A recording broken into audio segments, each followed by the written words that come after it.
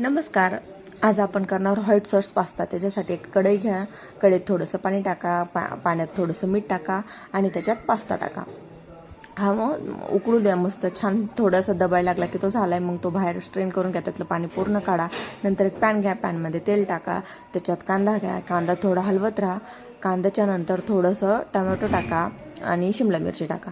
तीही थोडंसं हलवा. त्याच्यात थोडंसं मीठ टाका.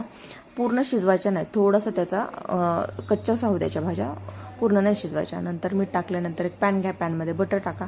बटरमध्ये मैदा 2 चमचे मैदा टाका. मैदा मस्त परतून घ्या. त्याच्यात फ्रेश क्रीम असली तर ती टाका किंवा घरच्या दुधाची साय टाका. नंतर थोडंसं दूध टाका आणि ते दोन्ही एकदम व्यवस्थित मिक्स करून घ्या. एकदम छान मिक्स झालं.